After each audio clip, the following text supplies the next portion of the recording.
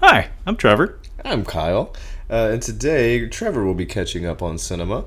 This week we are messing with Lock, Stock, and Two Smoking Barrels, Guy Ritchie from... I keep forgetting how early this movie was. I keep thinking it was like, it's like 2000. Like, no, it's like 99. No, it's 1998. Oh, absolutely. No, it definitely stinks of late 90s angsty, not quite comedy, not quite gangster caper films. Yeah, and everybody's smoking. Everybody's smoking. Everybody. Even the film is just stained with smoke. Jason Statham, who I'm pretty sure has never smoked a cigarette in his life, his character is smoking cigarettes. Yeah, Jason Statham, at the peak of physical perfection, taking long drags at everything in sight. I've always wanted to do that gangster backflip where it looks like you have no momentum whatsoever, and you just hop over on your, just backflip, and yeah. Yeah. No, that's actually one of my favorite, if not my favorite scene in the movie. Oh, really? We'll get to there, but the backflipping. Oh, not specifically the backflipping, but that whole sequence. Okay, so I'm just gonna at the top here, just gonna give a full rundown of the movie. Spoiler. I mean, there's gonna be spoilers. If you haven't seen this, I'd be shocked if you. 1998, folks. Come 1998. on, get with the program. Yeah, this is actually probably his second or third most famous movie. I think Snatch is like the number one Guy Ritchie. I think Snatch is the one that most people know him for. This one gets held in high regard, but isn't. It's more like whispered about. I think Rock and Roll is actually. I can't remember if he did Layer Cake. I want to say he did Layer Cake. I think that may have been Matthew Vaughn. We'll have to look into that. Those two have a connection though, because this was actually produced by Matthew Vaughn. And both of these guys are actually kind of like in high demand when it comes to like the gigantic blockbuster movies these days. Gotcha. It's kind of amazing to see where people come from, because this was the movie that basically put them on the map, as far as I understand. What did Guy Ritchie do recently? Was it Man from U.N.C.L.E. or some kind of Man Kingsman? from U.N.C.L.E. was a few years ago. He did King Arthur. King Arthur. He did something. Yeah, Man from U.N.C.L.E. was a couple years before, and then Sherlock Holmes was a couple years before that. Oh, he did those? Those movies are immensely popular with some really unexpected people, actually. Like, they're really enjoyable. He did those both? Yeah. Oh, those are great. Enjoyable popcorn entertainment, but not what you would think would come from Guy Ritchie. I love Jude Law. I mean, coming from a balding guy, he's really done a lot for balding guys. Yeah, talk about representation. Oof, shit. Man. Fan myself. Yeah, but plus you've got RDJ, which is always great. So I'm just going to give a rundown real quick. So we have four guys, Bacon, Tom, Eddie, and Soap. Mm-hmm. They all throw in $25,000 each so that their buddy Eddie is going to go into looks like a poker game, but she's laying out all these rules and like... Oh, yeah. I was like, is this... That was maybe the most intimidating sequence in the movie, actually. Yeah. Like, as soon as she was like spitting out the rules in that, oh my god, just god awful British jargon. Yeah. Like, just no. It was like, that's not English. That's like, come on. And as soon as she was doing that, like, I just felt like I need to leave. I'm in over my head. I don't know what's happening. So they all pitch in so their one friend can... we're going to say Texas Hold'em. I'm going to say Texas Hold'em. Sure. So he can cards. He's gambling in a card game with some riffraff and scallywags. It's not... this is not Caesar's Palace. This isn't an actual... This is a private tournament. Match. This is a private tournament. Why would anybody do that? I don't understand it. You're going to have your legs broken at some point in one of these things. That's my theory. Well, four young bucks think they, can grab the world by the balls and survive anything. Has Jason Statham always been 36 years old? Because anytime I see him, I think he turned 25, he looked 36, and then he stayed 36, and he still looks 36. I think it's just the hair, because he's got a good he's got like a good facial hair, and then he's just bald, so he looks 36. Yeah, maybe it was a conscious decision where he's like, I'm going to be 36 forever. 36 forever. Backflip. So they are cheated by Hatchet Harry, because his partner, actually his Porn King Hatchet Harry. He's just got Get it right. dildos and vibrators on his desk randomly.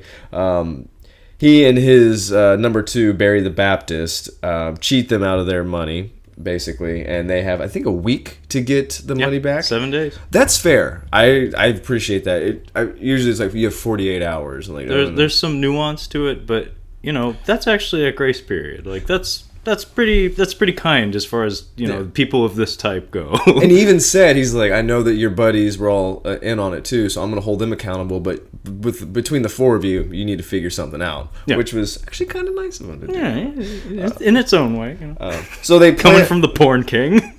So they're all freaking out because they all have like day job, like their day jobs aren't really paying well, so they end up overhearing their neighbors, who are a bunch of rapscallions themselves, talking about money. So they're like, well, we're gonna knock these dudes over. They figure out these guys have money, much more money than they actually think, and then the group of four have a wild and crazy time getting the money, more or less. Needless to say, if you've ever seen a Guy Ritchie movie, you know that there's about 4 or 5 different stories overlapping at the same time. But this is the main 4 that we're following. Okay.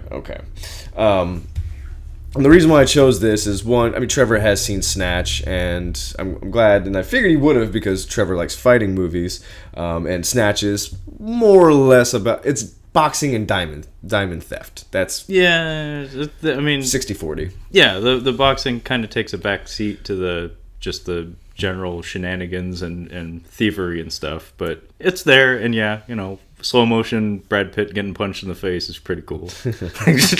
Blam. So yeah, the reason I picked this was I think that personally I do like Snatch. I think this is the better of the Guy Ritchie movies. I think this is my favorite Guy Ritchie movie. Okay. After giving it a rewatch not too long ago, I'm like, I actually really like this one. It's a lot of fun. The other reason why is because Trevor is a big boxing fan, and there is a character in here by the name of Barry the Baptist. His real name is Lenny the Governor. That's how it's spelled. Governor, Guvnor, McLean. So this guy was a bit of a badass. I think he might have had some abuse when he was a child. He's a monster, huge guy. He's a physical presence. He's enormous. He would have played linebacker just by default. Like he's got the kind of facial structure you could hit him with a garden shovel on the like right on the button, and he'd just laugh at you, just go, and then he kills you with one punch. Yeah. So he was actually a bit of a criminal, and he did bare knuckle boxing like Brad Pitt does in Snatch. Okay. And I was hoping that he would watch this and kind of look up some of the characters and find out that no research. Guy Lenny McLean was actually some of the inspiration behind this. I want to say a little bit of this and definitely Snatch. Okay. I had read the story where the two guys go to buy the caravan off of Brad Pitt and the gypsies, the pikeys. He ends up in the bare knuckle boxing match with one of the guys and gets knocked out. Well, this same thing happened to him when he was like 16 or 17, I believe. Oh. And he actually beat the pikey. He was actually like, well, you know what? They cheated him out of something. He's like, well, you know, we got this boxing match, and he's a monster, and he ended up beating the dude. And then he kind of got into underground boxing, got into some trouble, went to prison for a while. He actually died the year this was released. He died at the age of 49. He's 49 when you see him in this movie. Oh, yeah. He's got some miles on him. Holy shit. Yeah. But I think there might have been some stories that he's playing a gangster in this, but I think Snatch, mostly some of those stories are supposed to be based off of his real experiences. No, I believe it. And I think it actually might come from a few different English gangsters. I think Guy Ritchie might have taken from. But that's, for the most part, what I wanted Trevor to see and find out from this movie. Well, now I know. Now he knows. So this is a difficult movie to kind of run through. Like most of the movies that we've gone through so far have your standard, 3 acts. It's pretty easy to follow. This jumps around quite a bit, and there's a lot of characters with a lot of funny names. There are a shit ton of characters. Thankfully, it's mostly a linear narrative. Thanks to Tarantino in the late 90s, we had that fun little trend of the non-linear narrative. Thankfully, this movie doesn't go that far, but I feel like this movie can't be talked about without at least mentioning Tarantino, because the late 90s had a feel to it. Especially with these young people in over their head stories. Like the little mini review that I wrote for this movie described it as like Clerks meets Goodfellas meets just anything in between, like meets Reservoir Dogs. And it has that kind of anarchic, like indie feel to it. Very much. But what this one has going for it, that Swingers was the other movie that came to mind when I thought of this one. You're so money. What's interesting about all those movies and how they all relate is that a lot of them are very tightly written. And this one in particular is very tightly structured. Yeah. It never feels like it's losing its way, even though it has like a billion balls in the air at a time. And I thought that was really impressive. At the same time, though, it was also daunting because, as we've talked about before, I kind of have an analytical mind when it comes to viewing movies. So I'm like keying in on the technicals and stuff while I'm trying to take in the story. And when there's this many balls in the air, it makes it difficult to follow sometimes. But I never got lost. But my retention of some of these elements and remembering the structure and the order of events, honestly, I'm having some trouble piecing it all together. I know what the movie was about. I know I enjoyed it. But we're going to have to work backwards together, I think, to like nail down exactly what happened when. Well, you basically have what I'd say three different people, like three different groups that are trying to make progress, but keep getting kicked in the face by each other somehow. Like it just keeps spinning. Like they're not getting anywhere. It seems like. So, like I said, Hatchet Harry is the main guy. He sends a couple. I guess I can kind of talk about a little bit more of the plot. With the guns play a big part of this movie. Yeah. So let's dial it back to our heroes are in debt. Yes. They owe Hatchet Harry a lot of money. A lot of money. It's $100,000. Yeah, but at the same time, Hatchet Harry has a separate scheme going on the side that, for the time being, is unrelated. So he sent a couple of dipshits into Northerners. Yeah, Northerners. Was that Scots? No, I think just Northern. So, like they sound a little like Irish, a little bit. They got something going. They have a little bit of a different accent. We're dumb. I know that. In the UK, it's so like just jumping across a bridge can just change the accent. I know every 2 blocks you have different dialect, different accent, but we're American. We have a reputation for not knowing this shit. I have 3. It's English, kind of sounds Irish, and then Irish. Those are the 3, and then Scottish is pretty easy to pick out. But yeah, these guys sound kind of Irish, but kind of. They're not from the same area that the rest of the cast generally is. So they have to steal a couple. And they're really stupid. They're really dumb. They have to steal a couple of guns that are worth a lot. Well, we don't know how much they're actually worth, but they're supposed to be pretty. Like they're supposed to be pretty pricey. Like it's part of an estate sale, and we see that there's like a catalog, like that has all the contents of the home that they're like auctioning off everything. So if it's at an auction, it's probably worth something. So Harry wants these guns. And Barry the Baptist is basically pressuring these 2 guys to get the guns. They get the guns, then they give the guns to somebody that they're not supposed to give it to, so they're just trying to get the guns back. Yes. So that's their thread. Yeah. They're trying to get the guns back for Harry. They dip in and out of the story a few times, but they're largely absent for most of it. That's true. Now, Nick the Greek, who I really like, he doesn't say much in this movie, but I don't know, he's just really funny. He has a really fun delivery, and I like that he's just kind of aloof most of the time. Like he's in like some really hairy situations a lot of times, and like he's just kind of sheepish and quiet. He kind of reminds me of John Goodman a little bit, not just because of his size, like he's just big like John Goodman, but the way he looks like he could turn at any second. Funny you should mention that, because where I recognize this actor from, I don't know his name, but Ninja Assassin. Have you seen it? I have. Is that what's it?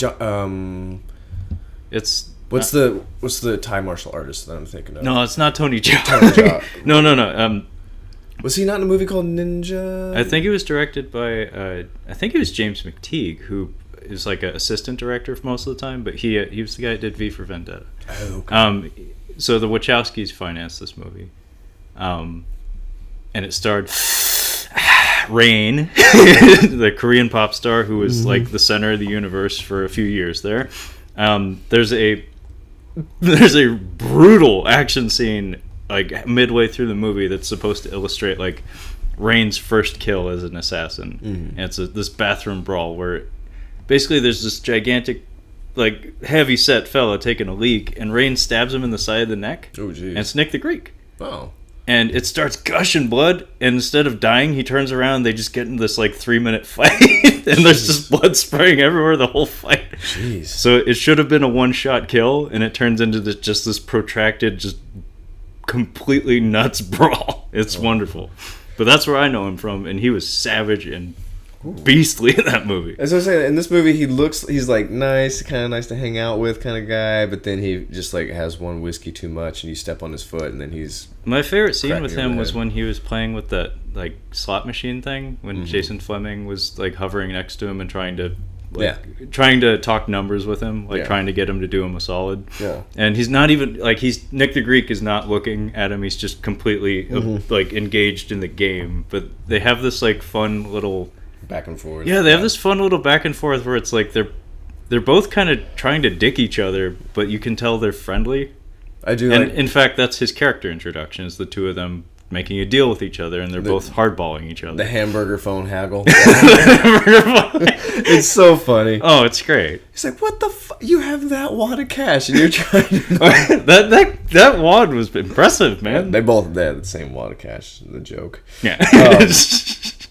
So one thing to mention also is Eddie, the card player. His dad is played by Sting, who is a bartender who seems to be connected somehow. Either he's like, I used to be a badass and I'm not a badass anymore. There's respect like leveled at him. Yes. Like you can tell every time someone's talking to him that there's respect there. Maybe that's where the confidence comes from to get into a card game at an unlicensed boxing ring, basically. I think you're right, because even Sting's reaction to him being in that situation is just completely to not have a reaction. Yeah, he's just like... It's almost like he's been there. I've got to tune my bass. Fucking Sting. It's funny, like, when you see him in there, I was watching this again, I'm like, is that fucking Sting? I'm like, yeah, that's Sting. I was half waiting for him to, like, go back into the kitchen and just say, it's like, oh yeah, that is Sting. Do you remember, did you see The Prestige? Did you ever see that? I did. I remember watching it, and the guy who plays Tesla in there, fucking David Bowie. And I've seen it once before, it didn't even register, and then the second time I was watching it, I'm like, I think that's fucking David Bowie. Come on, man. I'm listening to him. It was his, like, facially it didn't look like him as much, but then I heard him talk. I'm like, oh, that's Bowie. He's like, okay. Nikola Tesla sounds like a rock and roll vampire. I wonder if that's David Bowie. I think that's David Bowie. I'm kidding. Respect. Okay, so Respecto. Vinnie Jones kind of bringing up he plays almost the exact same character in Snatch. Vinnie Jones is like the hand of fate in this movie. Yeah, more or less. He's not so much a character as he is just an instrument. Well, that's what he is in Snatch. He's almost the exact same thing. Yeah. He's hired out by whoever's in charge to help get shit done, to just be muscle, basically. Yeah, he's the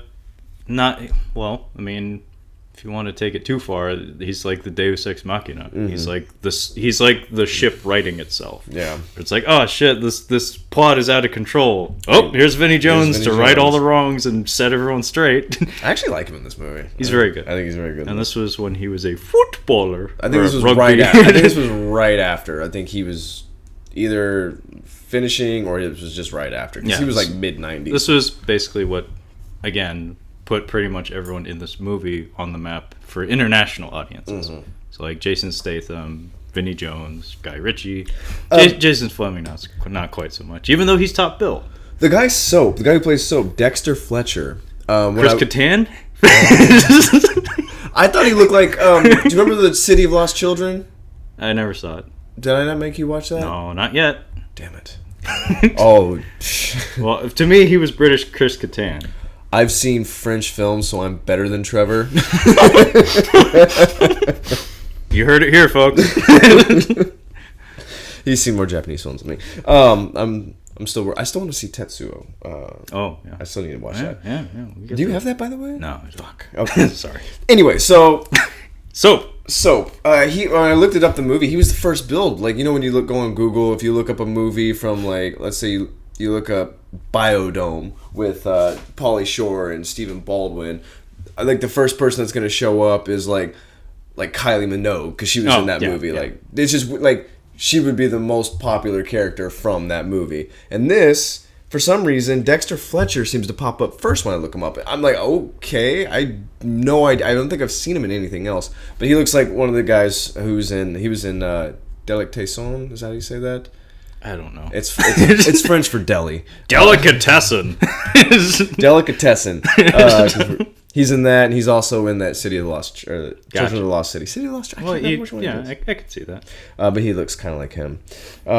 So these guys... So these four are panic. Okay, actually... We should define these characters a little bit. Okay, so Bacon is Jason Statham. That's mostly all you need to know. We don't know anything else about him. Character defined. Except he's kind of a lightweight when it comes to drinking. Oh, no, he's smoking weed. He does smoke weed. Yeah, he's the only one in the room that smokes weed, and he's also one of the lesser elements in the story. Like, he's more color. Like, he's just there... He's handsome Rob, basically. He makes his contribution and then he's out. I do like the opening scene with him selling the watches, which is pretty cool. That was that showed some pretty good verbal gymnastics. Yeah. Like he was very quick. Oh, yeah. I'm not sure how much of that was just spoon fed to him through an earpiece or something, but the first shot of the movie is Jason Statham's character Bacon selling like pilfered goods to people on the street. And Eddie as well. Eddie's with him, and when the con is discovered by the police, they take off running. Yeah. And we get a nice ultra slow motion shot of them jumping down a staircase, throwing their shit everywhere to escape the police. So we know that these guys are soft criminals, and I mean, like, they might be thieves, they might do a little illegal stuff, but they're not dangerous people. They're not mean-spirited people. Yeah. They're just. They don't want a day job as much. Yeah, they're just lazy young men. Yeah. So Tom actually has I'm not exactly sure what Tom has. Is it a pawn shop? He's got stolen goods in the back, is what I can tell. I didn't really get the sense that it was his shop. He was at least selling stuff in the back.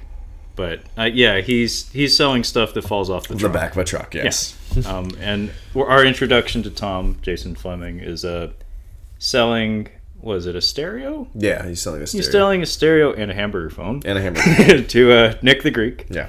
And we get to see that he's not afraid to barter. He's not afraid to twist a guy's arm to get the right price. I like Jason Fleming. when he pops up in a movie, I'm always, oh, nice. Jason he's a welcome sight. I'm warming up to him now that you pointed out to me that, like, he's Guy Ritchie's guy. Yeah, he's in all of the Guy Ritchie movies. Because, as we pointed out before, like, to me, he was just the guy from Deep Rising that was kind of a prick. With the weird ears, yeah. And Dr. Jekyll and Mr. Hyde in League of Extraordinary Gentlemen, the movie that sunk Sean Connery's career.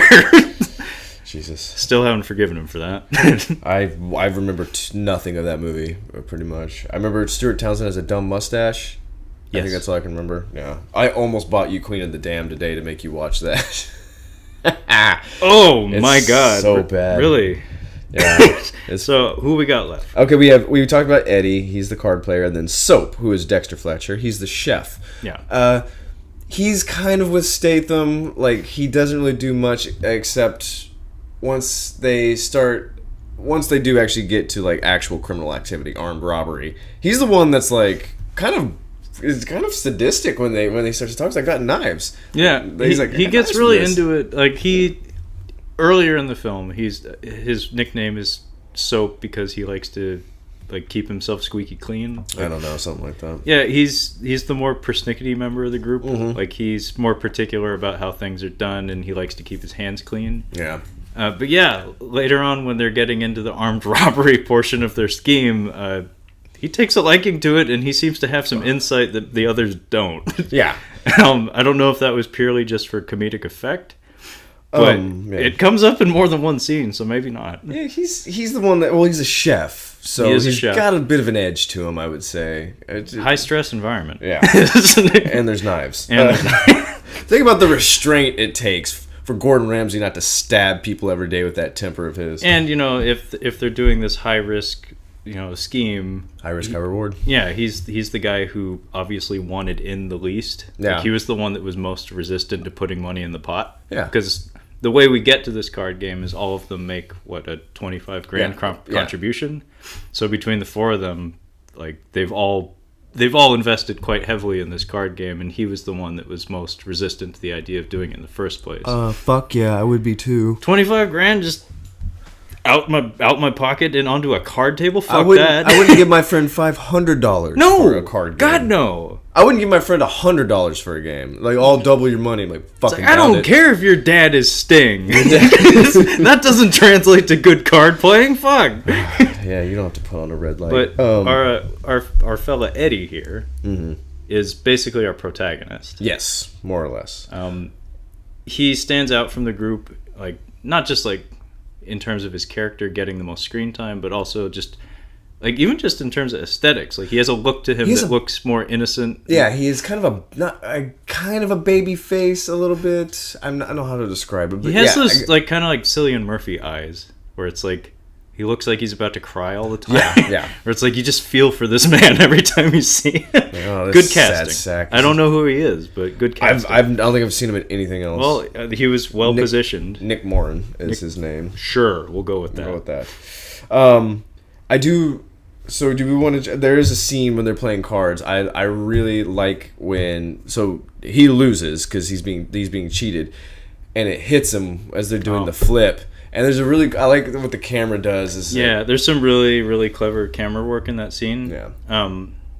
Some goofy editing directly preceding that. But that whole card game sequence is really well done. The tension is built very, very solidly. Yeah. Hatchet Harry, that's when it becomes very explicit that he has, I think, a glass eye. Yes. Because they take special care to put a reflection on the glass eye whenever. It makes him seem more sinister. Yeah, it makes him seem very sinister. Yeah. But it's used to very great effect during the card game because we get some nice reflections on his eye. I think it's Eddie that you can see, so you can see him. He can see himself in the eye and everything. I think so. And it's very intimidating.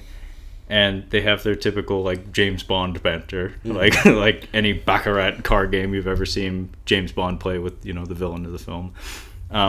We get a brief montage showing all the players get dealed out basically. Yeah. It's kind of a goofy montage where everyone's throwing their cards at the camera. Yeah, yeah. And then one guy throws a hissy fit and gets forcibly removed from the building. But yeah, when we get to the end and our friend the Baptist is helping Hatchet Harry. I don't want to do his accent. Give it a shot. All the other guys was helping you, so I'm gonna give you a week, and then if you don't have it in a week with the three of them, you know what happens. So you can't see Kyle's face, but you have to do the teeth. Yeah, he's doing some stuff with his jaw and his teeth, his whole face. In fact, you're gonna have to do the teeth. You're gonna have to put the whole face down into the jowls and your chin. This is Barry the Baptist. This is Lenny the governor. The governor. He passed away shortly after the movie was released, and I believe some of his stories were the basis for some of the sequences in Snatch. Yeah. And possibly in this movie, and maybe some other British gangsters. I want to do some more reading about these movies. I think that there's probably a lot of research that went into them. Because I feel like Scorsese likes to touch on criminal behavior, and mostly in the Northeast coast. Well, a lot of these scripts are formulated through research, through hanging out with people who have criminal pasts, and like any cop drama, and anybody who writes a cop drama, I'm sure has done tons of ride-alongs. At least I hope they fucking have. So yeah, I'm sure Guy Ritchie, coaxed a lot of these stories out of his cast members and stuff, because these are important details that enhance the overall effect of the story. We're going to talk about it. It'll be the next episode, but there is something interesting about Scorsese I want to talk about, and the trainer from the movie that we're going to do for the next episode. Diggstown? Diggstown, yes. Yes, sir.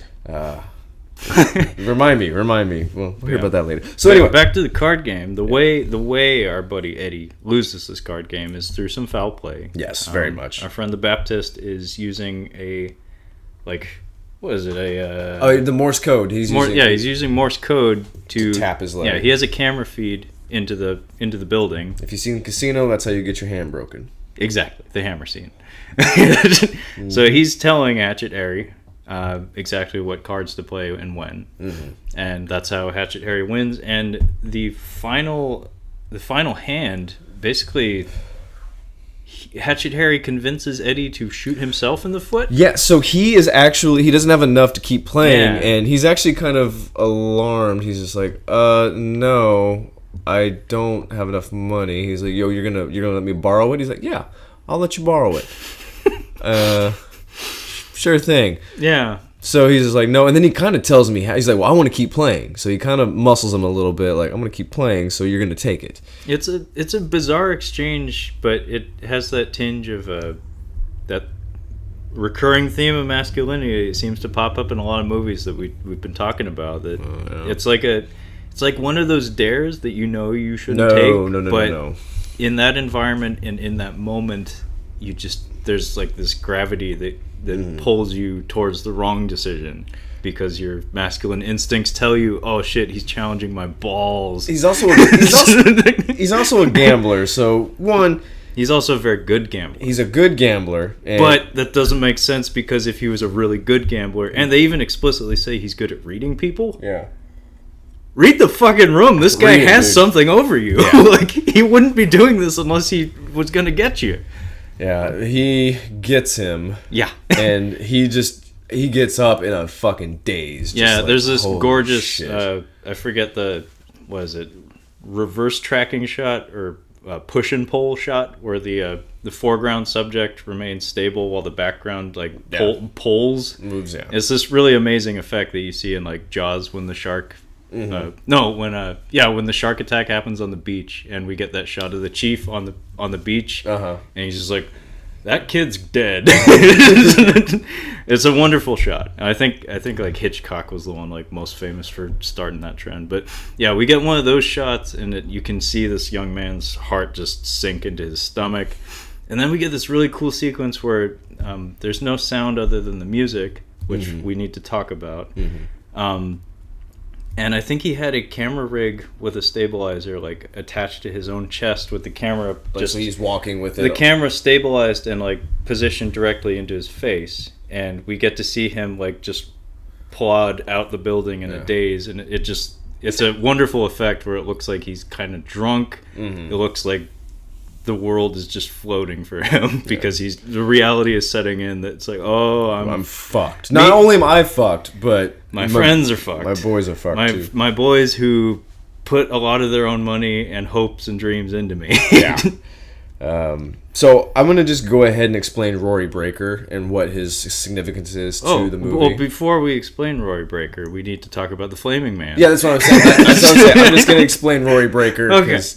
I mean, as far as characters go, I didn't really care for his character that much. Or at least the actor. He's supposed to be a non-intimidating guy who's actually like super scary. But in doing so, he's not an intimidating. He doesn't have presence because he's not an intimidating person. So I didn't really like what they did with his character. It would have been better if they had like The character as written is very good. Yes. As performed, I agree. I didn't like. They have those camera shots that are tailor made to have impact, to like really sell you on this character, and he just doesn't quite sell it because they do this thing where he'll say something in a very calm tone and then end it with a smile, where it's supposed to be this horrific threat but said with a smile, and the camera like zooms in on his face. It frames him perfectly. It has this dramatic effect to it, but the actual verbalization of the script it's like, oh, okay. Yeah, you know who did it great would be Daniel Day-Lewis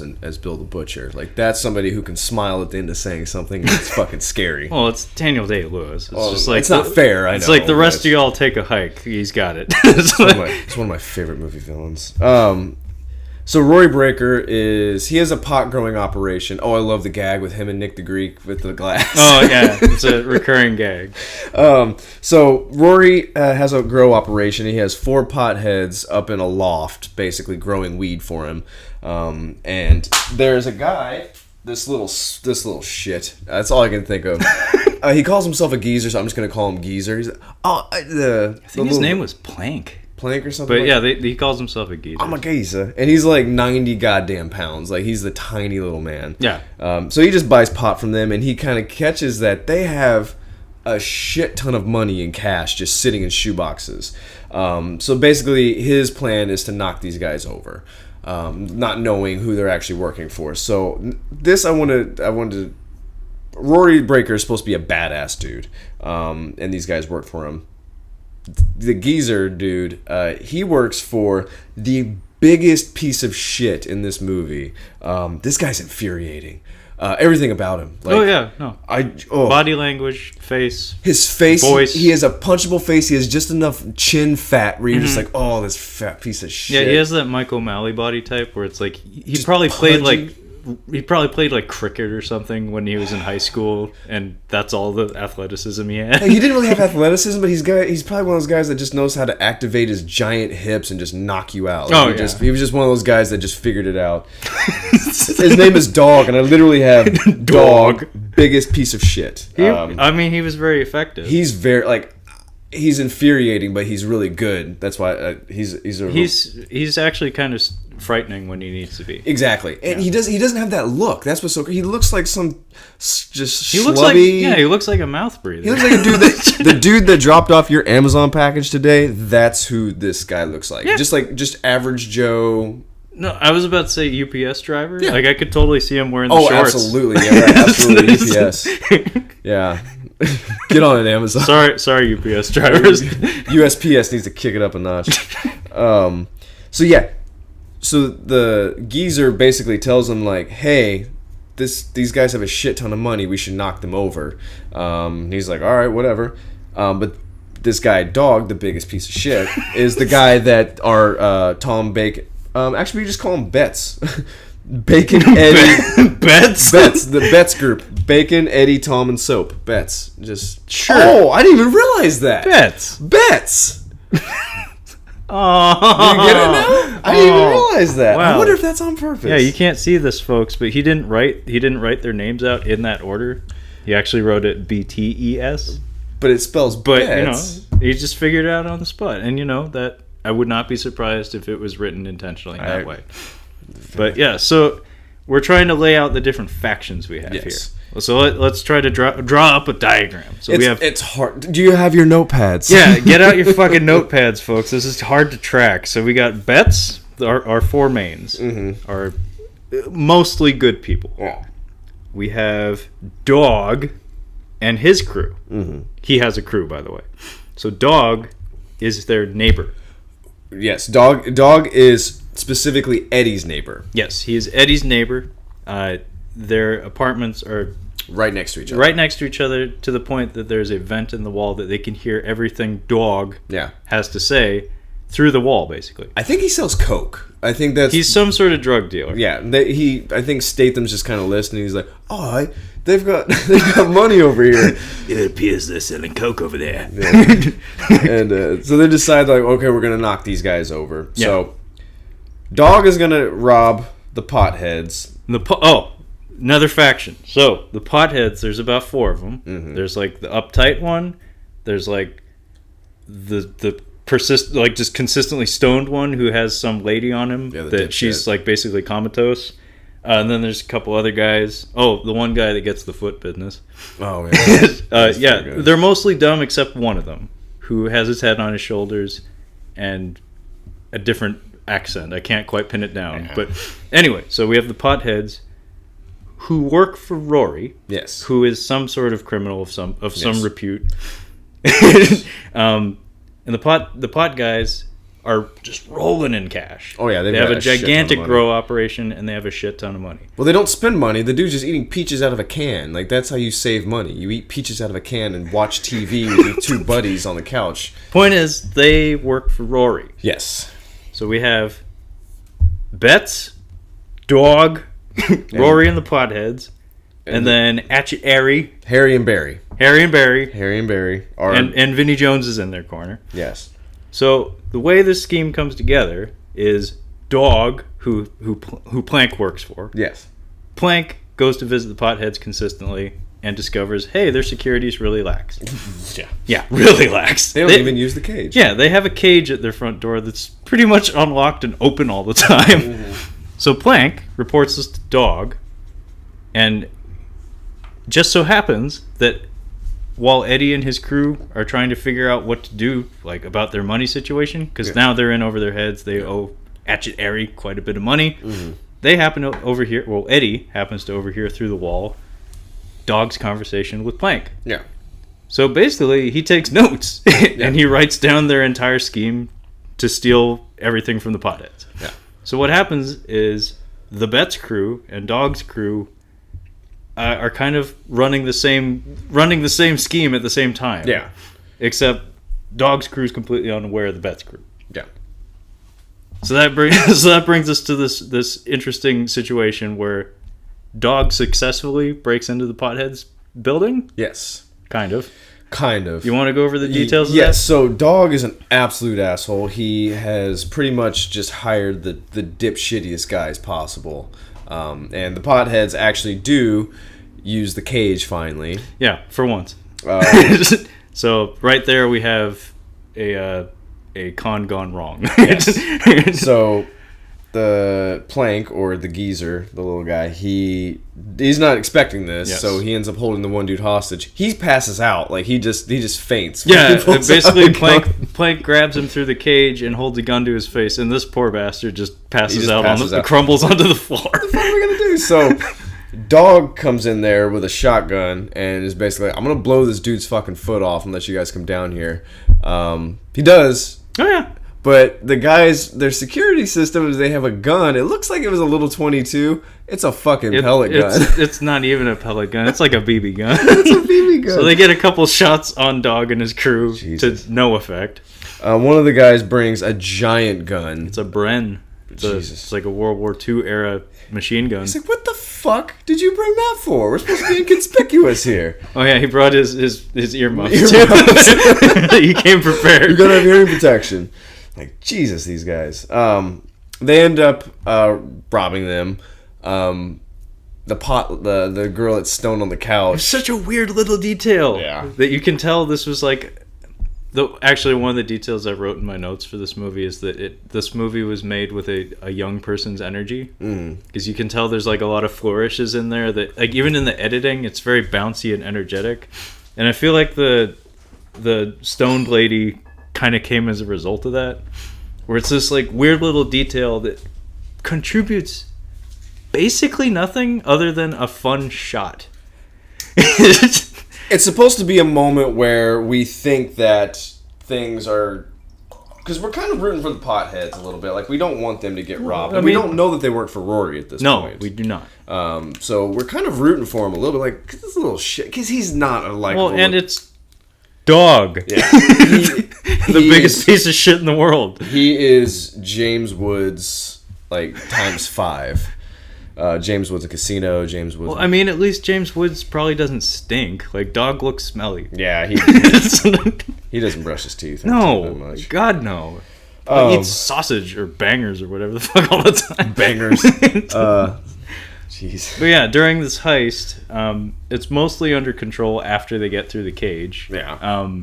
However, they overlook the fact that the Stoney or whatever, his comatose girlfriend, is just camped out on the couch, and for no reason whatsoever, she gets up, picks up the Bren that was left beside her, and unloads it on its owner. Yeah. And tears him to pieces.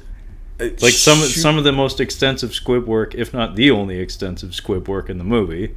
And it's shot in ultra slow motion, so they had to like switch out the lenses and get like a special camera rig in there just for this one stupid fucking shot that adds nothing to the film. Oh yeah, and by the way, she just stands there after she's out of ammo, and Dog just like casually walks up to her and slugs her in the face. Yeah. And that's her exit from the film. That is not the first time he's slugged a woman, I can tell you that. Oh yeah, he was very comfortable with that. He did not have. He was like Tom Sizemore comfortable with that. He's kind of like a British Tom Sizemore. He kind of is. He's like a big Tom Sizemore, but British. He's even got the hair. Like. Will the defendant please rise, Tom Sizemore? Jesus.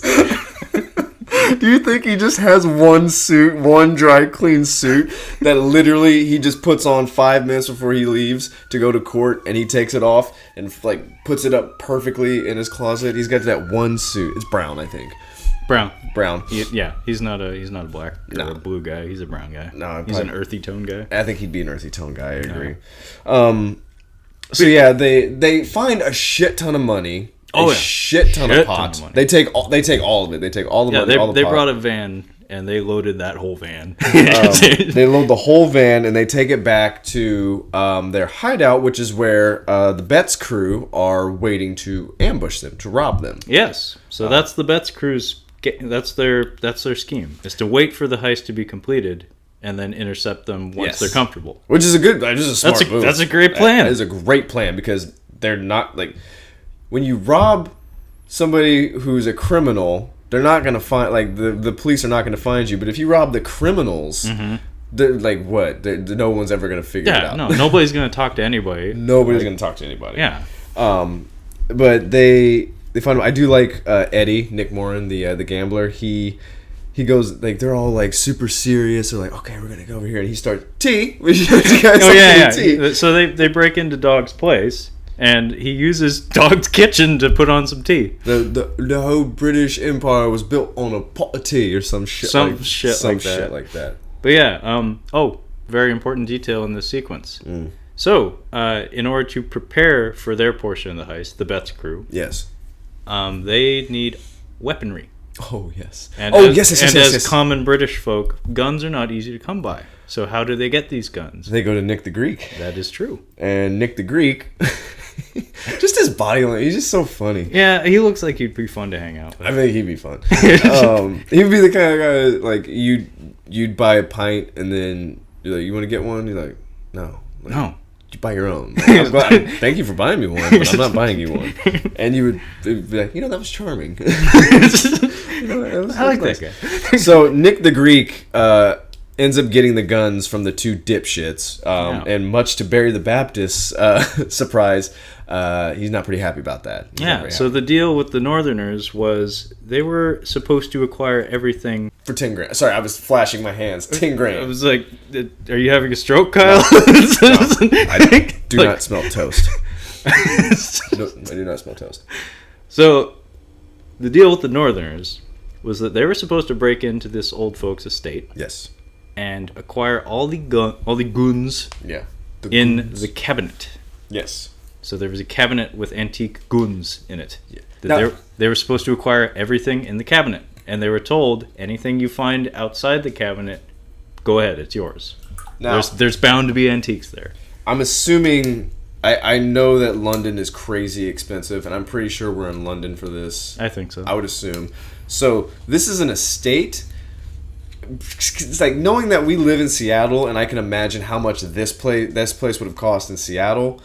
This place is like a multi-million-dollar mansion. Also tack on a couple hundred years to the age of the building.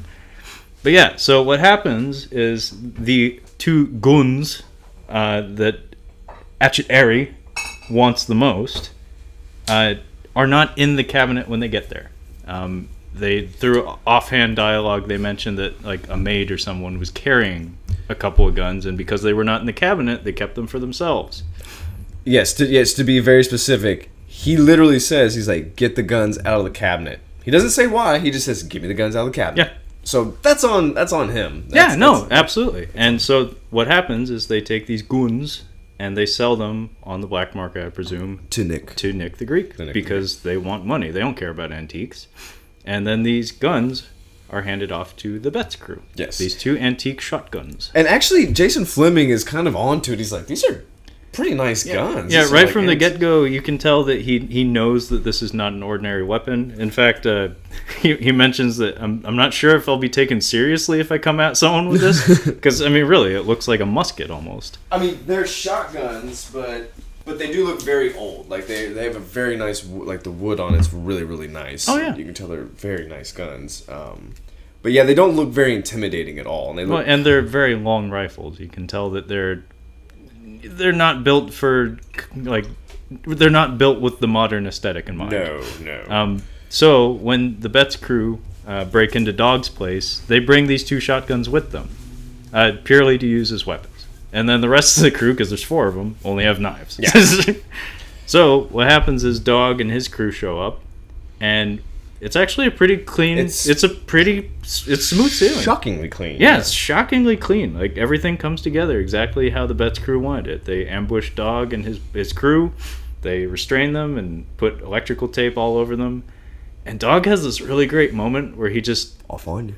He's staring Eddie, I think, dead in the eyes, and he just very calmly says, "I'll find you." I'll find you. Yeah. And he just keeps... There's a repetition there where he just keeps saying that, and you believe him. You believe... This man doesn't have model trains in his basement. He doesn't have hobbies. No. You're his problem 24/7 after this. He is a criminal with a coke problem, I'm pretty sure. He'll find you. So yeah, the Betts crew... Actually, they take his van even. They take the van with all the weed in it. So and a traffic cop. So the money that they get from, like, all the money that they have is actually, they can pay it off and still get, I think, $200,000 a piece. Yeah, they count it out. Yeah, it's quite a bit. And Jason Statham smokes the pot. I'll get to when they shit the bed. There's a lot of that. But I want to just go through and, like, so... Rory pieces it together that his pot's been stolen, and then the one guy... So, part of the scheme here is the Betts crew have more weed and money than they need. So what are they going to do with it? Because it's pretty clear that they aren't going to smoke all this weed. I wanted to say what happens to Rory first. Like, what happens with them, and then say how they shit the bed. Okay. Go for it. You take over. So, Rory figures it out. He talks to his main pothead, who looks like a ginger Norman Reedus, by the way. Very much so. I thought it was like, I kept watching. God, he looks like Norman Reedus. Just a few times, it just really looked like him. He looks like a redheaded strawberry blonde. We'll give him strawberry blonde. Okay. Gingers, that's unfair. Okay. So Rory is not happy, and he tells him who did it. Like, because this guy don't wear a mask. He's like, yeah, it's this guy who buys pot for me all the time. And Rory's like, dude, you're a fucking idiot. I should kill you because of how stupid you are, but we're going to go take care of this. So Rory goes to Dog's place, and basically they go in, pretty much going in guns blazing, expecting people to be there. They're not. Finally, they're kind of hiding, and they all shoot each other dead, basically. So yeah, it's actually a really beautifully set up scene where Nick the Greek has kind of like a theme music that plays a couple times in the movie. It's definitely like a Greek string piece of music. It's very uppity. Sounds like something you'd hear at any Greek restaurant or something. Or so this piece of music starts playing at length, and we get this wonderful moment where all the parties converge in one place. So we have the Betts crew who are actually... Oh, actually, you know what? I'm so sorry. We do have to talk about them shitting the bed. Because that's when they figure it out. Yeah. I'm sorry. I apologize. I wanted to wait because of how stupid they were. Instead of going to pay off Hatchet Harry, they go get fucked up. Like, I've been pretty drunk before, but these guys are like pouring whiskey down their throats. Like, they're celebrating like crazy. They're, what's the term? Holding on to grass to keep from falling off the earth drunk. That's I mean, the cinematography in that scene really speaks to that. Yeah. Like I said, one of, if not my favorite sequence in the whole movie. It's all musical montage. There's no dialogue. It's just a lot of beautifully shot scenes of them getting drunk. Yeah. There's a backflip in there. Some of the angles are nuts, where it's like upside down and rotating, and it has that fun. It has that delirious, like, drunken feel to it. Yeah. And combination of the editing and the music, it's very kinetic. It feels like, classic MTV shit. It feels like a Prodigy music video or something. It was kind of the time, so it makes sense. But while they're doing this, getting shithoused, Geezer gets his head thrown through the wall, and he sees all the recording equipment. They all figure it out. So Dog's like, all right, we're gonna wait here for him, and we're gonna kill the fuck out of him. Yeah. And this is when how does Rory figure out that it is the Betts crew and not Dog? That's what I was going to talk about. For it. Actually, there you go. Was so our Betts crew have more pot and money than they know what to do with. Yes. So what are they going to do with it? they're going to sell it to someone, a buyer. They're going to pawn the weed off on someone who can do something with it.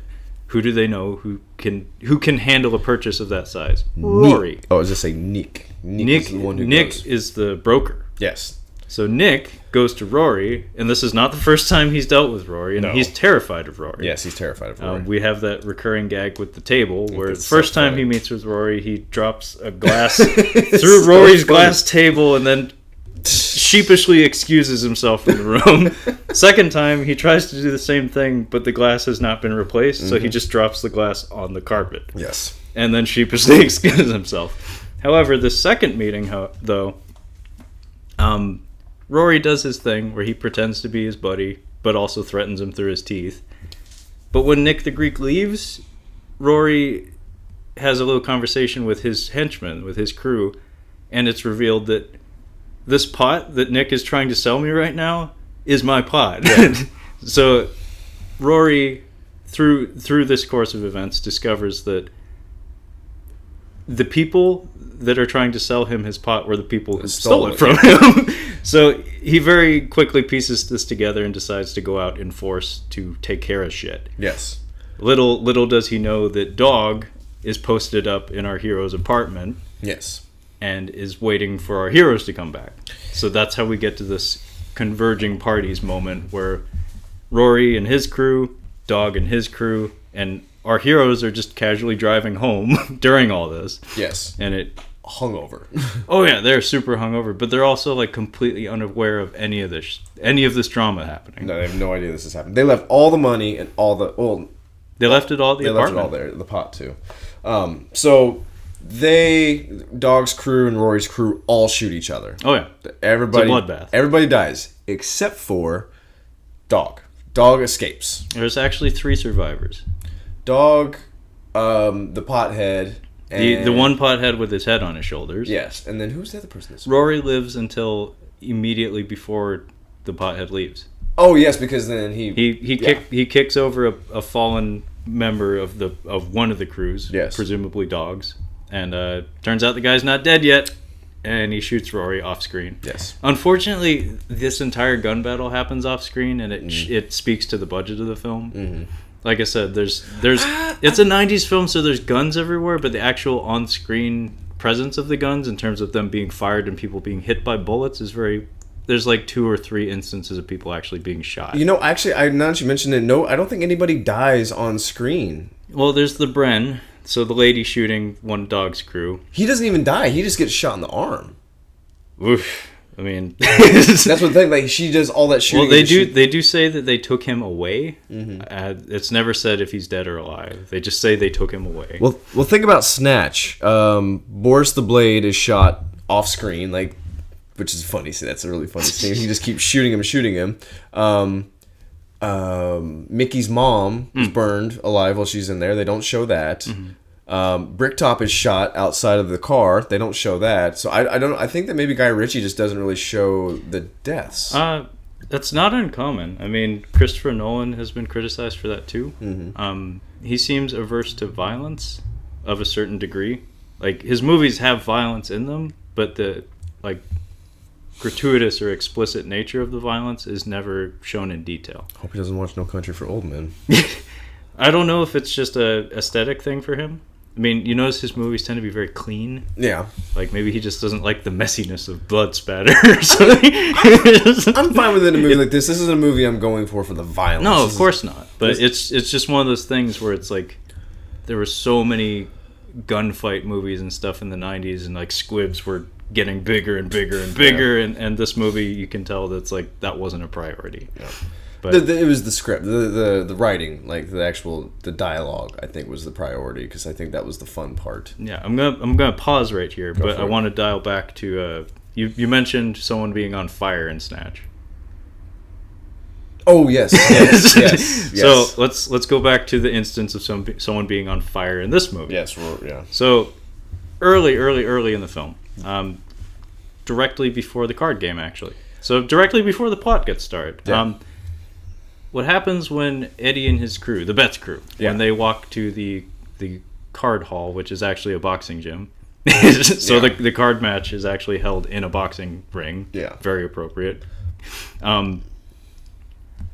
Eddie's friends, so Jason Statham and Jason Fleming, all those guys, they're actually ushered away from the building into Samoan someone or other's bar. It's a Samoan-themed pub. Samoan-themed pub. So they're not allowed to enter the building. So they're instructed to go to this Samoan-themed pub around the corner. Yes. And right before they walk in the door, a man just completely engulfed in flames, just immolated from head to toe, runs right out the door, and we get this beautiful comedic moment where they just like turn their heads and watch him leave, and then just casually walk into the pub. And then no explanation given. They just go into the pub, end scene, and then we're at the card game. So there's a fire extinguisher sitting in the middle of the road too. Oh yeah, that's right. Yeah, yeah. Good point there. Yeah. So this takes us back to the introduction of Rory. So Rory is introduced to us like retroactively, kind of. So he's actually seen in the movie before we know who he is. Yes.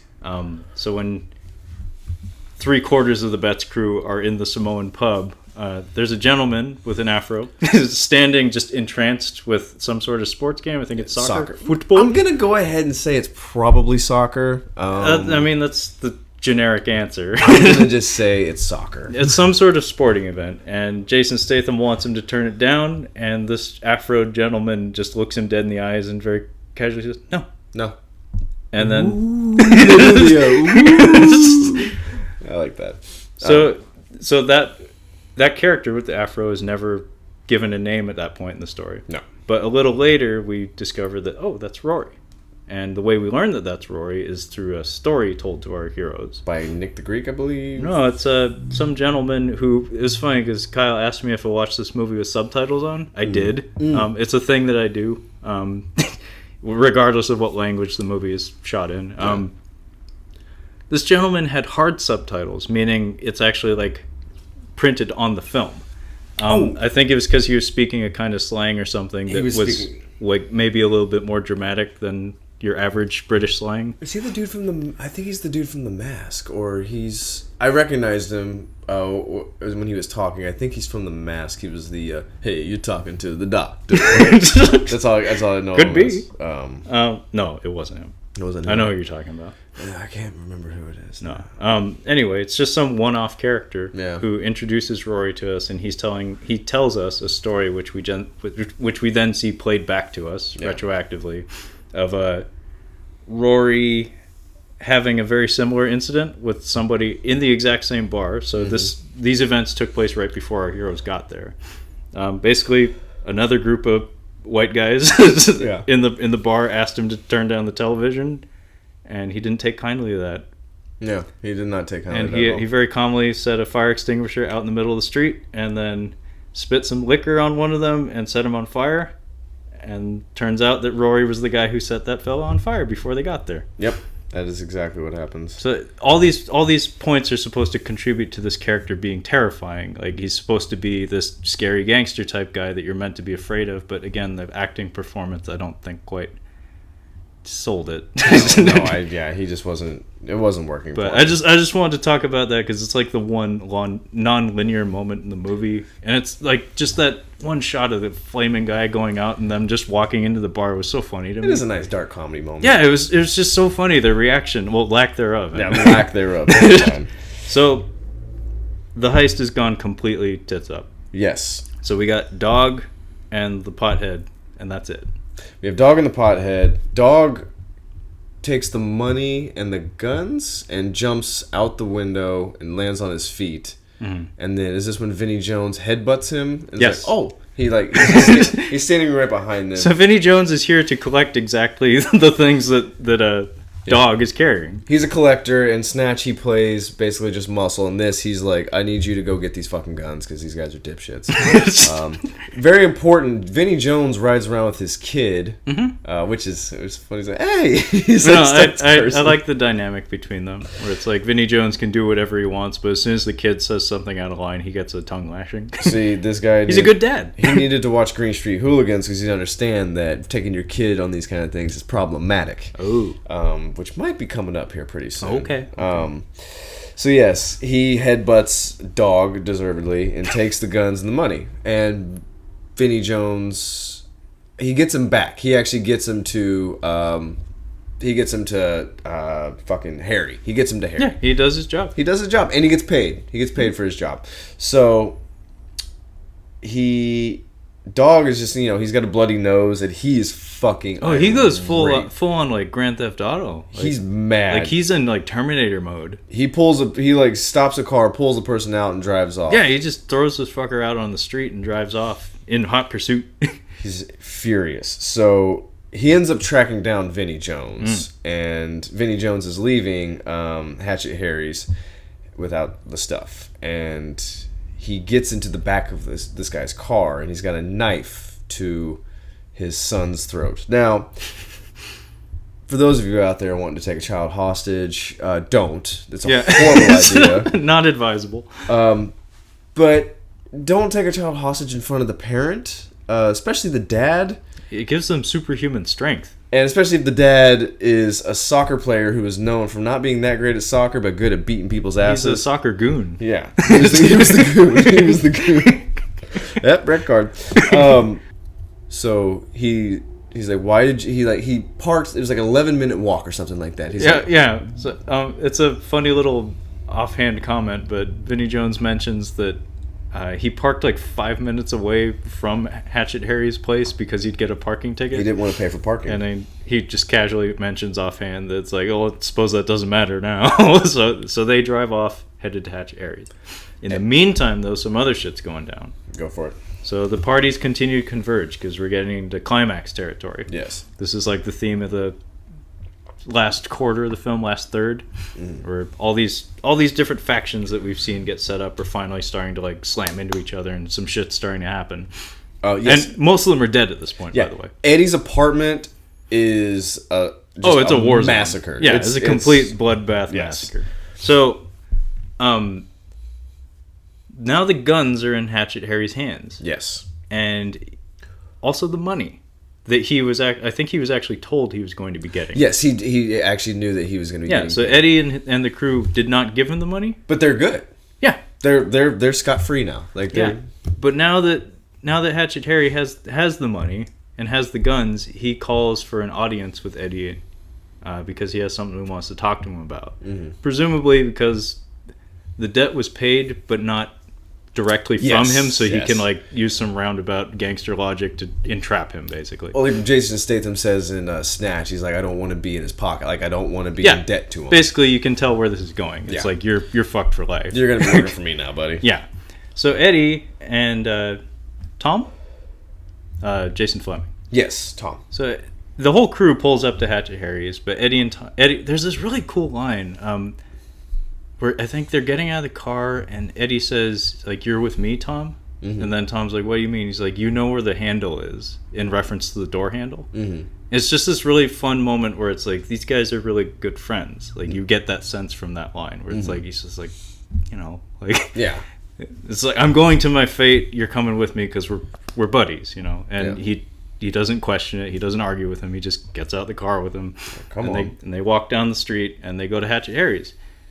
Right before this, though, the Northerners, who have been on the sidelines of everything throughout this entire movie, our friend the Baptist has been repeatedly calling these guys and just badgering them over the phone about getting those goons back. Mm-hmm. Those goons that they not accidentally, but wrongfully sold. The two items that Hatchet Harry actually wanted out of everything that they gave him. Yeah. So he's been very adamant about getting these goons back. Very much. And now the Northerners, I forget exactly how they become aware that... they see Vinnie Jones drop everything off. So they see him actually carry the goons. And they don't know this is Harry. Like, they have no idea. They have no idea. So they're never actually told who they're doing business with. No, they just know. They've never seen his face. They don't know his name. So when they saw Vinnie Jones roll up and take the goons into that building, they just saw the guns and want them. Yeah. So they go to pay Hatchet Harry a visit. Yeah. Without knowing it's Hatchet Harry. They just go into the building looking for the guns. Boom. They bust down the door. And I'll let you take this one because I want the Vinnie Jones dog scene. So. Okay. So our Northerners, the pair of them, they kick down this door and Hatchet Harry's just like cleaning one of the shotguns, and they have this weird moment where they see each other, and A Mexican standoff, basically. it's not even that. It's just kind of like a "Who the fuck are you?" kind of moment. Well, they both have guns. Like They're both guns at ready, and there's this moment of hesitation, and then we get, I think, like nearly every instance of a gun being discharged in this film is shot in ultra slow motion, like super high frame rate. So it has that flickering look to it because it was probably done on the cheap and probably without the proper equipment. Yeah. But so what happens is one of the Northerners gets blasted, but Oh, he dies. oh yeah, he gets thrown against the wall. Double-barreled shotgun to the chest. That'll do it, you know. And then the Northerner with the big hair. Yeah, he's got the perm. perm. So there's two Northerners. There's the one guy that smaller, has like flattened hair that looks like, you know, he gets out of the shower and doesn't dry his hair. He just kind of lets it go flat on his head. Yeah. And then the other one has a perm. It looks like the one guy from Saturday Night Live. The new fat guy, not the old Bobby fat guy. Moynihan? Yeah, he looks like Bobby he does Moynihan. Like Bobby Moynihan. Moynihan, you know, probably some similar heritage there. So yeah, the Bobby Moynihan, the one with the perm, he goes ape shit, and he just blasts Hatchet Harry, because, you know, Hatchet Harry has 2 rounds in the chamber, and that's it. Or in the barrels, rather. How does Barry the Baptist get shot? I don't remember how he gets We're getting there. Okay. So the Northerner blasts Hatchet Harry, he falls behind his desk, or, you know, dildos everywhere. he died as he lived. Yes. Yes. And then from behind, as the Northerner is turning around, getting ready to leave the room, it's revealed that the Baptist has just been sitting against, the whole time. He's been sitting against the wall on his like favorite chair in Hatchet Harry's office, because we've seen many scenes of these two talking to each other, and the Baptist always has this like post up against the wall that's closest to the door, and the Baptist throws a knife in Bobby Moynihan's back, and as he's turning around, he caps the Baptist square in the chest. Yeah. And they have a mutual exchange of "What the fuck are you doing here? What the fuck are you doing here?" And everyone's dead. So our 2 Northerners, Hatchet Harry and the Baptist, all gone in one fell swoop. Okay. Which brings us to our heroes walking in on this scene after the fact. Yes. So they walk in. Their debt's already been cleared. And now they could just have the opportunity to take the money. They're just like, okay, let's just take the money. Let's just get the fuck out of here. And Jason Fleming is like, I want those guns. Yeah. Which is odd. Like, he's just like, I want the guns. Well, like you said, they set it up a little bit. You could tell that he was appreciative of the goods. He's got a hunch. Because he was the one who received them in the beginning. Yeah. And you could tell he was pretty happy with them. Like, okay, I can handle this. Yeah. So Eddie goes out the back door. While Eddie's going out the back door, meanwhile, Vinnie Jones... and Dog. There we go. Resolution. This is one of the most satisfying movie deaths, and it's good. And you don't even see it. That's one of the best things. So Vinnie Jones, as we said, has his son in the car, and Dog has a knife to his throat. Now, earlier in the film, Vinnie Jones tells his son to buckle up when he gets into the car. Buckle up. I don't think he says it right now, but his son actually has his seatbelt on. I actually love how these characters arrive on the scene. There's it's just like a wide shot, and there's a car parked in front of Hatchet Harry's, and just this car screams into the frame and slams into it. So Vinnie Jones knows that the guy in the back, Dog, does not have his seatbelt on, and he takes this as an opportunity and rams it into the big concrete or like steel. It's something sturdy. Totals the car. He checks to see if his kid's okay. He's fine. He gets out of the car, and Dog's pretty dazed because he wasn't wearing a seatbelt, so he hit his head on something. So Vinnie Jones takes... This is how we are introduced to his character in Snatch also, is he's doing this exact same thing. He takes this guy's head, and the rage... the rage! It's beautiful. Like, you can tell that, like, Vinnie Jones had a temper, but, like... Playing this character, this rage is coming from a primal, like, I am going to kill the fuck out of you. He is screaming something inaudible. I have no idea what he's screaming. It's just caveman gibberish. It's caveman gibberish. And he is slamming this car door as hard as I've ever seen a car door slam against this guy's head. And we don't even get to see it, thank God, because it would probably He look like didn't need jelly. to. It looked like grape. It looked like him looking directly into the camera and just it's great because I want to know how they shot this. Just what did they have in there to help it bounce off? Because I mean, I've never seen like this car door is going 100 miles an hour. The steel is bending. Bam, Like, that car got stunt pay, I hope.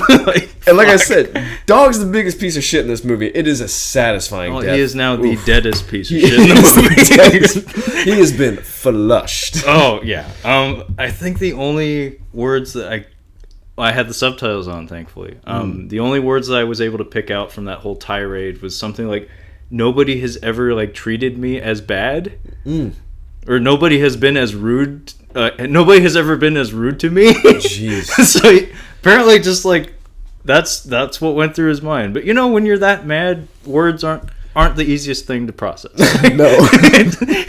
You use your words is not an expression you want to throw at Vinnie Jones. I thought maybe he'd say like, "Why aren't you wearing your seatbelt?" like oh, parenting. Jesus, yeah, I love that part. That's great. But so And he's like spits right on the lens too. Oh, it's great. They're not afraid to just let it stream down the lens. It's beautiful. he's very good, and that one scene is just I love it. Yeah. Oh, it's great. But so he for whatever reason goes back into Harry's. I'm not sure why. Maybe he sees somebody walk out, or I don't really know. But he goes back into Harry's, and then he and Jason Fleming just come toe to toe, like they're just they're just facing each other basically. And actually, he didn't grab the money. I think Vinnie Jones takes the money, and Fleming Eddie doesn't take the money. Eddie gets out. I think Eddie just gets out or something. And Jason. Oh, I remember. Okay. He did not crash into a fixture. What was He it? crashed into Eddie's car. And he checks Eddie, Oh, and he okay. like recognizes him. And I actually remember laughing at this when I was watching it, because he checks like Eddie, and he's like, "You again?" He doesn't say you it, but he again. just like gives him a look like, Okay. "I already dealt with you." And then he just like sees the bag. And he's Oh he yes. says- Yes, oh, cheeky yeah, he calls it That's what he's it like, is. cheeky bastard. And then he like gives him this look like God damn it! Like it's like a school teacher like being disappointed in you. It's like a yeah, exactly. moment, and he's just like Cheeky looking back at them while he's walking back into Hatchet. He's gonna go give it back to him. So the money Yeah. that he just dropped off, he's taking right back where it was. Mm. I just thought it was so funny. We're just like, what the fuck? I love You the cheeky bastard. So yeah, he has the money. He has the money, so he comes toe to toe with Jason Fleming, and He Jason has a knife at ready too. he has a knife, and then Fleming's got the two guns, and they basically just back up and Yeah, I think there's a It's- transition of some sort. yeah, It just cuts kind to- of like cuts yeah. to black or cuts to a different scene.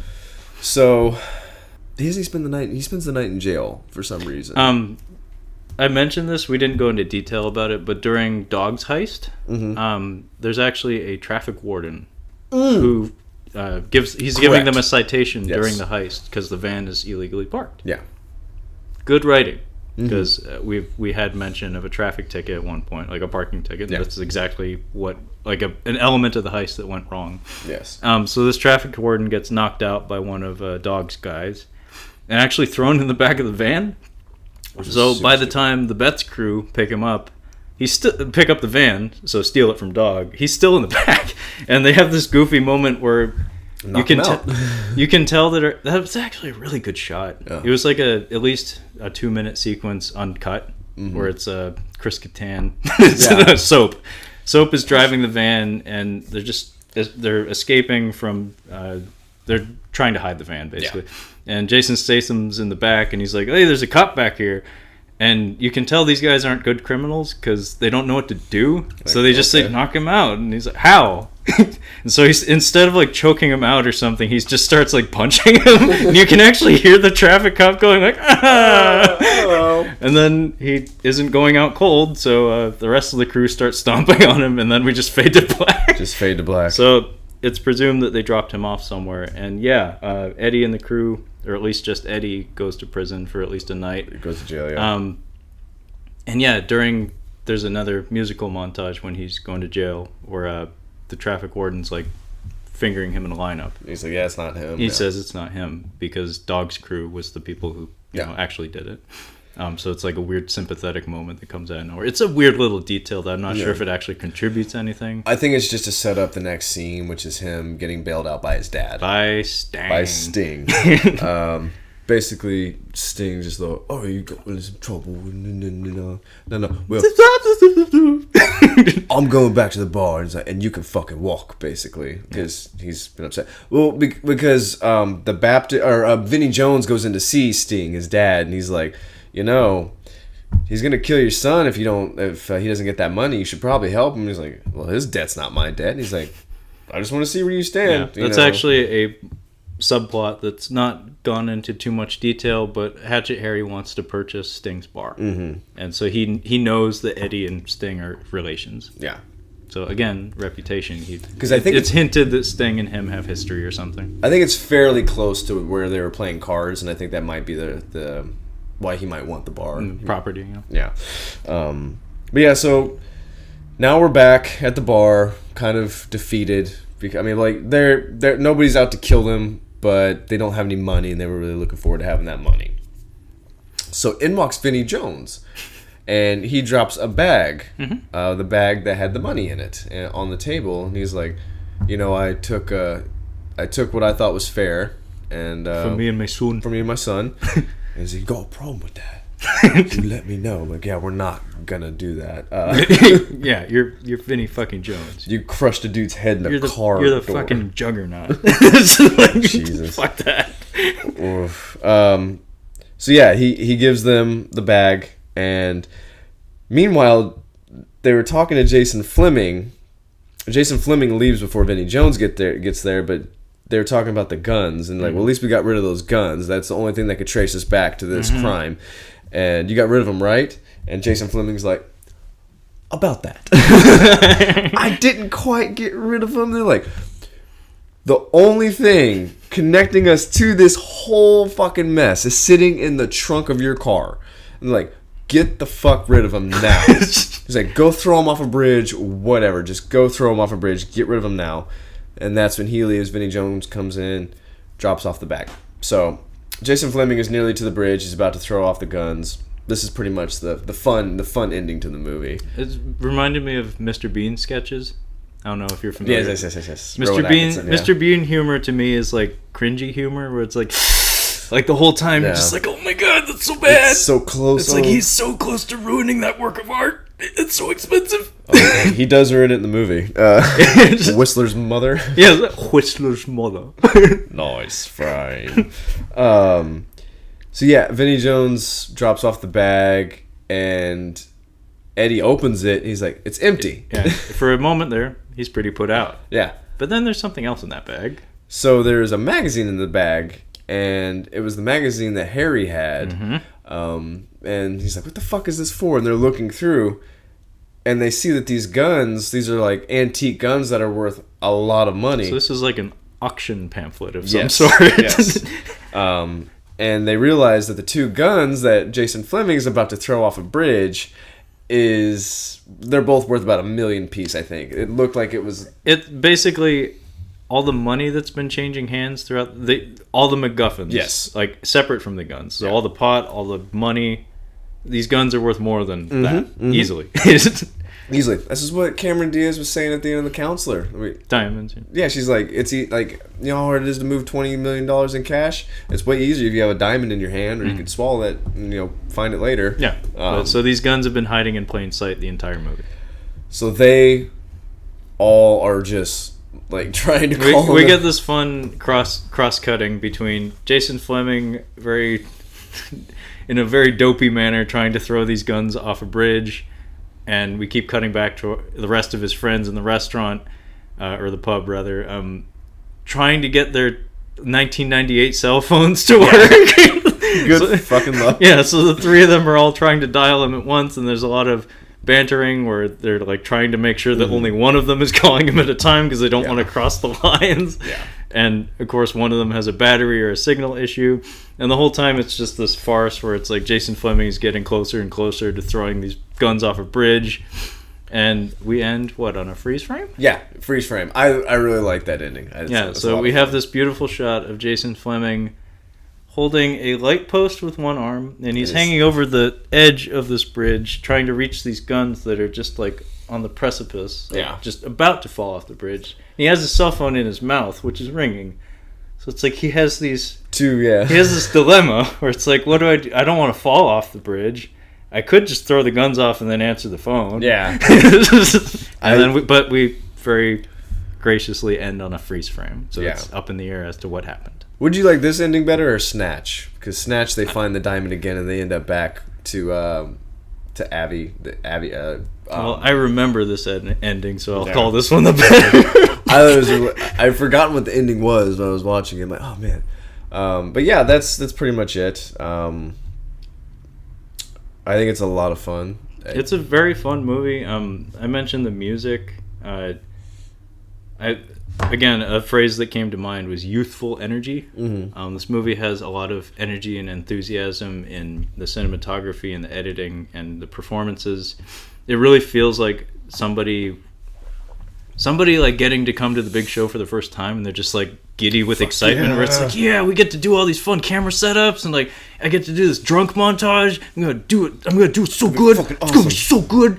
It's awesome. Because like a lot of the camera trickery and stuff, it feels almost, it's not like on a Sam Raimi type level, but No. but you can tell that there were a lot of setups and stuff that somebody was just like, fuck it, let's do it that way. This will be fun. This will be unique. Well, this reminds me of Smoking Aces. This came out way before Smoking Aces, yeah. nearly a decade And before. it's pretty good. Yeah, it's good. Unlike Smoking Aces. But I feel like Smoking Aces, when you're introduced to your stupid characters in that movie, there's a lot of, I feel like Guy Ritchie-esque. Like, Well, camera Smoking movies. Aces to me is like one of the better examples of a movie that the people who made it thought it was cooler than it was. Yeah, it's Actually, another note that I had when I was watching this is that like this is like the movie that every young man wanted to make. okay. Because I've made portions of this movie with my friends in high school. Everybody did. Yeah.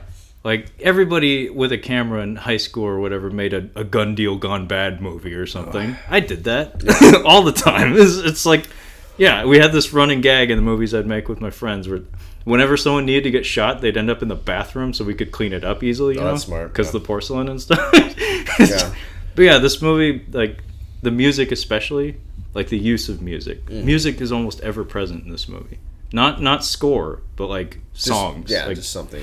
just it makes me think of like that high school state of mind where it's just like noise for the sake of noise. Yeah. And it's like That it is has that kind of like a punk rock feel to it. It And does.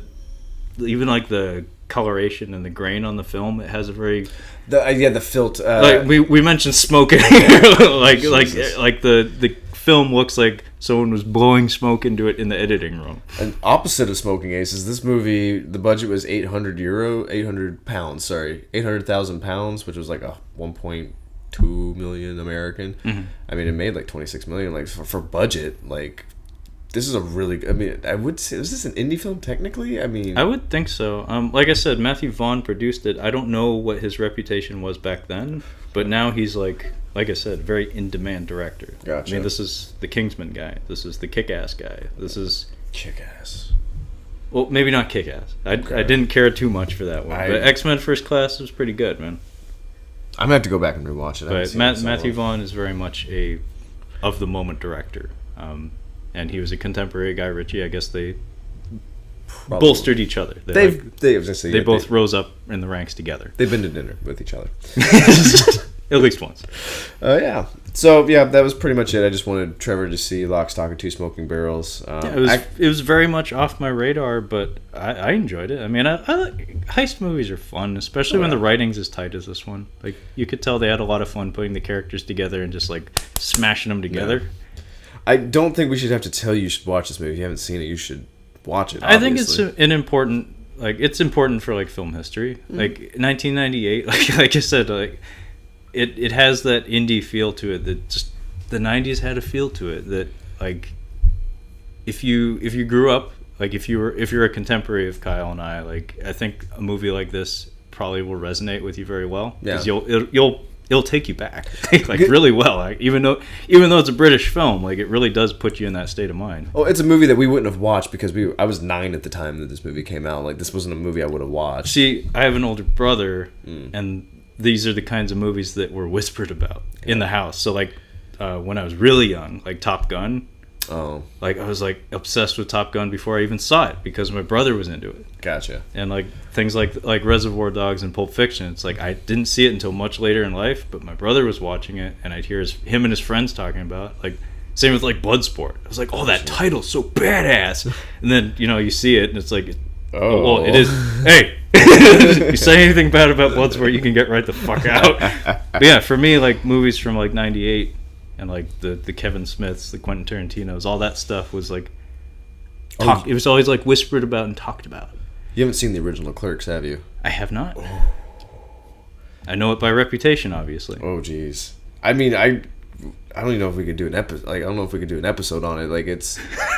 I think it'd be hard to do a comedy. I think like what we're talking. Yeah. There's comedic elements in the movies we've talked about, but to do a straight up comedy, that might be delicate. We might have to think about that. I'm not sure. How I keep feeling like something like that's just going to end up like the Chris Farley show, where it's just like, remember that one. That was really cool. that was really cool. So you were with the Beatles, right? That was pretty cool. That was pretty cool. But the point of this is to get the other person to watch movies that they should have seen, and we want to highlight what's good about the movies. We're not trying to like break them down or like say what's shitty about them. We're trying to say like, this is what we liked about it. There's problems with some of these movies that we're talking about. There's definitely gonna be problems with the movie that we're gonna be talking about for the next speaking episode. of which, next episode is Digstown. Correct. We should. So that'll be me catching Kyle up on cinema. Yeah. On that note, until next time. Until next time. Jingle jangle, jingle jangle. See you later.